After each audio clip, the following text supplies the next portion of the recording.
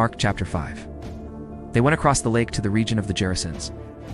When Jesus got out of the boat, a man with an evil spirit came from the tombs to meet him.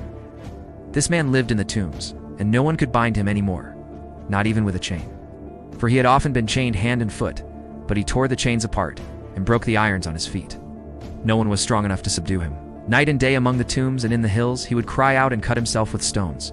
When he saw Jesus from a distance, he ran and fell on his knees in front of him, shouted at the top of his voice, "What do you want with me, Jesus, Son of the Most High God? Swear to God that you won't torture me." For Jesus had said to him, "Come out of this man, you evil spirit." Then Jesus asked him, "What is your name?" "My name is Legion," he replied, "for we are many." And he begged Jesus again and again not to send them out of the area. A large herd of pigs was feeding on the nearby hillside.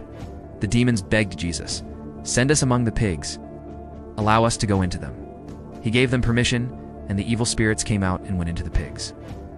The herd, about 2,000 in number, rushed down the steep bank into the lake and were drowned. Those tending the pigs ran off and reported this in the town and countryside, and the people went out to see what had happened. When they came to Jesus, they saw the man who had been possessed by the legion of demons, sitting there, dressed and in his right mind, and they were afraid. Those who had seen it told the people what had happened to the demon-possessed man and told about the pigs as well.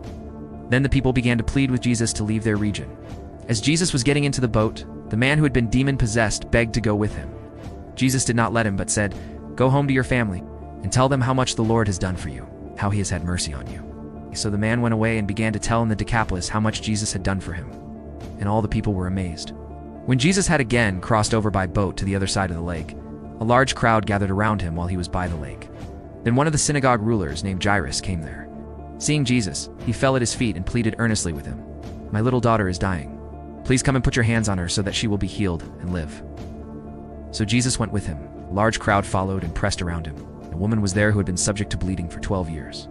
She had suffered a great deal under the care of many doctors and had spent all she had, yet instead of getting better, she grew worse.